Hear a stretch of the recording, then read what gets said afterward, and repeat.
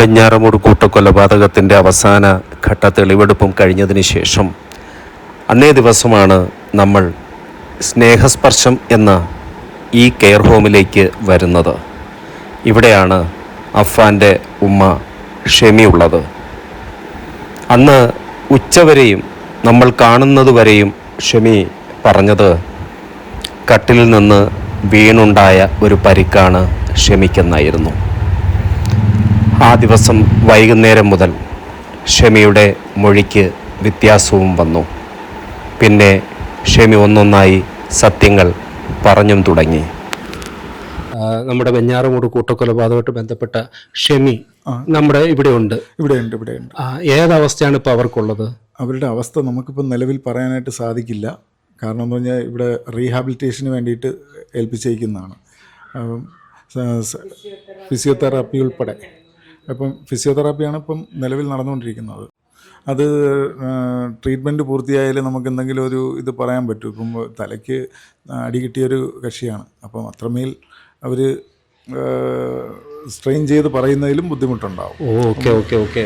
തലയിൽ കിട്ടിയ പ്രഹരത്തിന്റെ ഇതുകൊണ്ട് ശക്തിയാവാം, ചിലപ്പോൾ അവരെ കൊണ്ട് ഓർമ്മ കിട്ടുന്നില്ല എന്നുള്ള രീതിയിലായിരിക്കും. അതെ, ചിലപ്പോൾ ഓർമ്മ കിട്ടുമ്പോഴത്തേക്കെല്ലാം ക്ലിയറായി വരുമായിരിക്കാം. സിസ്റ്റർ ഷെമിയെ കുറിച്ച് തന്നെയാണ് അറിയുന്നത്. നിലവിൽ നമ്മുടെ ഇവിടെ കൊണ്ടുവരാൻ കാരണമെന്ന് വെച്ചാൽ അവരെ ഡിസ്ചാർജ് ചെയ്തപ്പോൾ അവർക്ക് ആ വീട്ടിൽ പോകാൻ പറ്റില്ലല്ലോ എന്തായാലും. രണ്ടാമത്തെ കാരണം എന്ന് വെച്ചാൽ മറ്റെവിടെയൊക്കെ വിളിച്ചവർ തിരക്കി എല്ലാവരും ഭീമമായ തുകകൾ പറഞ്ഞു. അപ്പോൾ അത് അവരെ കൊണ്ട് സാധിക്കില്ല. ഇവിടെ സൗജന്യമായിട്ടാണ് അവരിപ്പം താമസിച്ചുകൊണ്ടിരിക്കുന്നത്.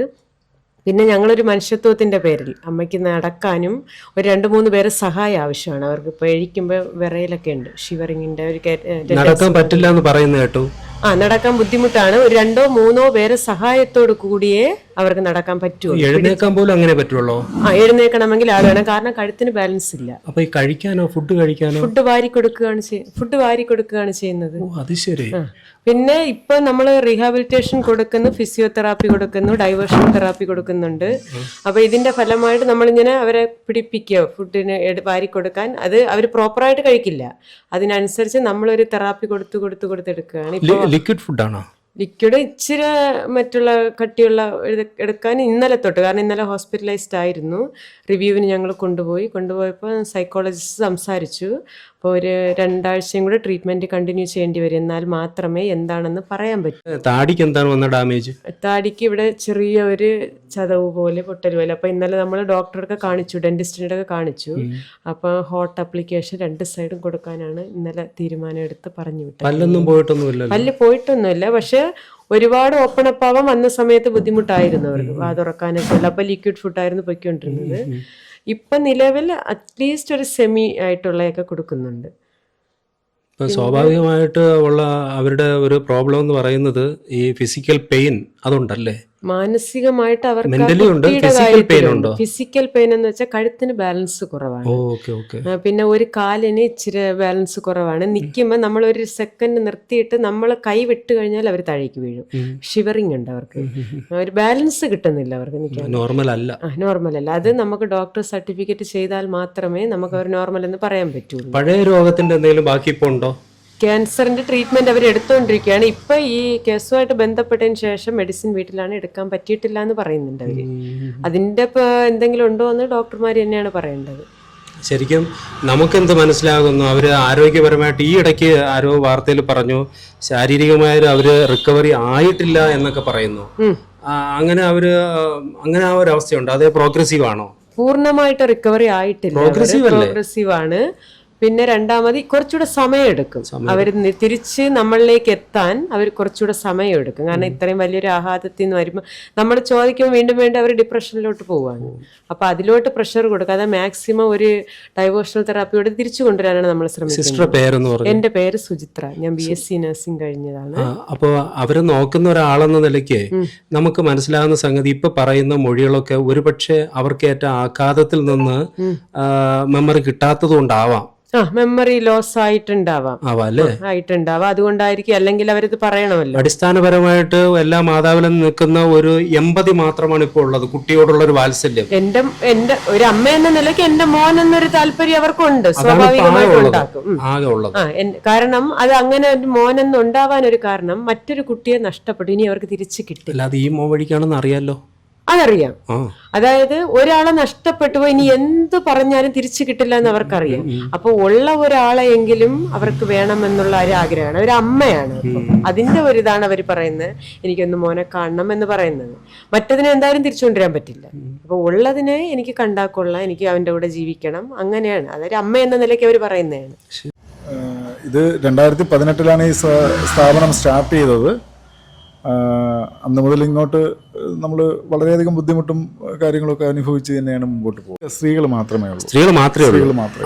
ഓക്കെ. അപ്പോൾ ഇവർക്കുള്ള ഒരു ഏജ് ലിമിറ്റ് എന്തെങ്കിലും ഉണ്ടോ? ഏജ് ലിമിറ്റ് സൈക്കോ സോഷ്യൽ സ്ഥാപനം ആയതുകൊണ്ട് തന്നെ ഏജ് ലിമിറ്റ് ഇല്ല, ഇപ്പം നിലവിലില്ല. അപ്പോൾ എന്തായാലും 18 വയസ്സിന് മേപ്പോട്ട് ഉള്ളവരെ നിർത്താൻ പാടുള്ളൂ. പക്ഷേ 40 വയസ്സിന് മേപ്പോട്ടുള്ളവരേ ഉള്ളൂ. ശരി. എങ്ങനെയാണ് ഇവിടേക്ക് ആൾക്കാർ എത്തിപ്പെടുന്നത്? Police station വഴിക്കാണോ? എങ്ങനെയാണ്? ഇത് സ്റ്റേഷൻ മുഖാന്തരമാണ് എത്തുന്നത്. പിന്നെ പഞ്ചായത്ത് അടിസ്ഥാനത്തിൽ പഞ്ചായത്ത് വാർഡ് മെമ്പർ അല്ലെങ്കിൽ പഞ്ചായത്ത് പ്രസിഡന്റ് അവരാണെങ്കിൽ തന്നെയും പോലീസുമായിട്ട് ബന്ധപ്പെട്ട് തന്നെയാണ് ഇവിടെ ഏൽപ്പിക്കുന്നത്. പിന്നെ അല്ലാതെ വീട്ടിൽ ഈ കോമ്പൗണ്ട് വാളൊന്നും ഇല്ലാതെയുള്ള വീടുകളിൽ ഈ മാനസികമായിട്ട് ഭ്രാന്തി കാണിക്കുന്നവർ, ഇറങ്ങി ഓടുന്നവർ, അങ്ങനെയൊക്കെ ഉണ്ടെന്നുണ്ടെങ്കിൽ അവരെയും നമ്മൾ എടുക്കുന്നുണ്ട്, റീഹാബിലിറ്റേഷൻ ചെയ്യുന്നുണ്ട്. നമ്മുടെ ഇവിടെ ഈ സ്ഥാപനത്തിൽ അങ്ങനെ സ്ഥിരമായിട്ട് അപ്പോൾ ഒരു മെഡിക്കൽ ടീം തന്നെ ഉണ്ടാവുമോ? മെഡിക്കൽ ടീം ഉണ്ട്, ഇവിടെ ഉണ്ട്. ഇവരുടെ ശ്രദ്ധയെ മാറ്റിയെടുക്കാനും പിന്നെ പെട്ടെന്നൊരു കരച്ചിൽ, ഒരാൾ കരയുകയാണെന്നുണ്ടെങ്കിൽ ആ എന്താണ് വിശേഷം എന്ന് ചോദിച്ചിട്ട് അവരുടെ ശ്രദ്ധ മാറ്റി മറ്റൊരു തലത്തിലേക്ക് കൊണ്ടുവന്നവർക്ക് റീഹാബിലിറ്റേഷൻ കൊടുക്കുക. അതിന് വേണ്ടിയിട്ട് ഉള്ള എക്യുപ്മെൻറ്റ്സ്, സാധനങ്ങളൊക്കെ നമ്മൾ കരുതി വെച്ചിട്ടുണ്ട്. അത്യാവശ്യം വലിയ എമൗണ്ടിനുള്ളതല്ല, ചെറിയ ചെറിയ എമൗണ്ടിനുള്ളത്. അപ്പോൾ മാനസികമായും ശാരീരികമായും അവർ റിക്കവറി നേടിക്കഴിഞ്ഞാൽ ഇവര് പിന്നെ എന്തായിരിക്കും ചെയ്യുക? നെക്സ്റ്റ് സ്റ്റെപ്പ് പിന്നെ റിലേറ്റീവ്സ് ഉള്ളവരാണെന്നുണ്ടെങ്കിൽ ഉറപ്പായിട്ടും നമ്മൾ റിലേറ്റീവ്സിൻ്റെ കൂടെ അയക്കുക തന്നെ ചെയ്യും. അല്ലാത്തവരെ നമ്മളിവിടെ നമ്മുടെ സ്ഥാപനത്തിൽ എന്ന് വെച്ചാൽ അൺനോൺ ആയിട്ടുള്ളവരും ഉണ്ട് ഇവിടെ. അപ്പോൾ അവരിവിടെ പാർപ്പിക്കുന്നുണ്ട്. കേരളത്തിൽ നിന്ന് പുറത്തുള്ള ആരെങ്കിലും ഉണ്ടോ? ഉണ്ട്. സംസ്ഥാനത്തുള്ളവരുണ്ട്. ഓക്കെ. ഇവിടെ പ്രവർത്തനം റൺ ചെയ്തുകൊണ്ട് പോവുക എന്ന് പറയുന്നതിന് ഒരു സാമ്പത്തികമായിട്ടുള്ള ഭീമമായ ഒരു ബാധ്യത ഉണ്ടാവും ഓരോ മാസവും. അത് എങ്ങനെയായിരിക്കും അതിനെ ഓവർകം ചെയ്യുന്നതെന്ന് പറഞ്ഞു കഴിഞ്ഞാൽ നമ്മൾ ഇപ്പം ആംബുലൻസ് സർവീസ് നടത്തുന്നുണ്ട്, മൊബൈൽ മോർച്ചറി വാടകയ്ക്ക് കൊടുക്കുന്നുണ്ട്, അങ്ങനെയൊക്കെയാണ് ഇപ്പം ചെയ്യുന്നത്. പിന്നെ കൂടാതെ പൊതുജനങ്ങളുടെ സഹായങ്ങളുണ്ട്, പിന്നെ പോലീസിൻ്റെ സഹായമുണ്ട്. എന്തെങ്കിലും പലചനം പച്ചക്കറി അങ്ങനെ എന്തെങ്കിലും കുറവ് ഒക്കെ ഉണ്ടെന്നുണ്ടെങ്കിൽ ഞങ്ങൾ വിളിച്ചറിയിക്കും. അപ്പം ഏതെങ്കിലും ഒരു സ്പോൺസേഴ്സിനെ കണ്ടെത്തി തരും. പിന്നെ പഞ്ചായത്തിൻ്റെ സഹായമുണ്ട്.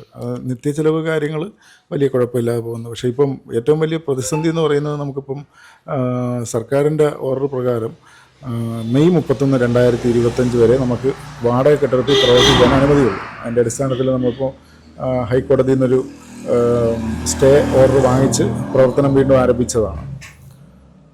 ഇപ്പോൾ ഇവിടെ നമ്മുടെ ബോർഡിൽ തന്നെ കാണിച്ചിരിക്കുന്ന അനുസരിച്ച് ധാരാളം ഡോക്ടേഴ്സ് ഉൾപ്പെടുന്ന ഒരു മെഡിക്കൽ ടീം ഇവിടെയുണ്ട്. മനുഷ്യത്വത്തിൻ്റെ ഉറവ പറ്റാത്ത കരങ്ങളിലാണ് ഇപ്പോൾ അവർ ഉള്ളത്. ശരിയും തെറ്റും പോലീസും നിയമവും നീതിപീഠവും നോക്കിക്കൊള്ളും. നമുക്ക് എന്തറിയാം? മിക്കവാറും നമുക്ക് അർദ്ധരാത്രിയൊക്കെ പോലീസ് കൊണ്ടുവരുമ്പോഴത്തേക്കും നമുക്ക് ഒരു സ്ത്രീയായിട്ട് വരുമ്പോഴത്തേക്ക് നമുക്ക് ഒഴിവാക്കി വിടാൻ പറ്റാത്ത സാഹചര്യം. അവർ പിന്നെ തിരുവനന്തപുരത്തില്ലെങ്കിൽ മറ്റൊരു സ്ഥലത്തേക്കൊക്കെ കണ്ടുപിടിച്ച് പോകുമ്പോഴത്തേക്ക് നേരം പുലരും. അപ്പം പെട്ടെന്ന് വിളിക്കും, ജലീൽ അതുപോലൊരു സംഭവമുണ്ട്, ഒന്ന് നിങ്ങൾ അക്കോമഡേറ്റ് ചെയ്യൂ 1-2 ദിവസത്തേക്ക് എന്ന് പറയും. പക്ഷേ 1-2 ദിവസത്തേക്ക് നമ്മൾ അക്കോമഡേറ്റ് ചെയ്താൽ തന്നെ പിന്നെ ഇവിടെ വന്ന് 2-3 ദിവസമൊക്കെ കഴിയുമ്പോൾ പിന്നെ ഇവർ മറ്റൊരു സ്ഥാപനത്തിലേക്കോ എവിടെയെങ്കിലും പോകാനായിട്ട് അവർക്ക് താല്പര്യം ഇല്ലാതാവും. അതാണ് ഇവിടെ സംഭവിച്ചുകൊണ്ടിരിക്കുന്നത്. മനസ്സിലാവും. അപ്പോൾ ആ ഒരു ബിൽഡിങ്ങിൻ്റെ പ്രവർത്തനമായിട്ട് മുന്നോട്ട് പോകുന്ന നമ്മുടെ ഈ കെയർ ഹോമിൻ്റെ പ്രവർത്തകരോട് നമ്മുടെ സമൂഹത്തിനൊരു ബാധ്യതയുണ്ട്. കാരണം ഇത് നിലനിൽക്കണം എന്നതാണ്. അശരണരായ ആൾക്കാർക്ക് അവലംബമാകുന്ന ഈ സ്ഥാപനത്തെ നമുക്ക് സപ്പോർട്ട് ചെയ്യണം. എല്ലാവരുടെയും നിസ്സീമമായ സഹകരണം അവർക്കുണ്ടാവണം. ഇതിൻ്റെ address Snehasparsham psycho social rehabilitation centre, Venjaramoodu, Thiruvananthapuram.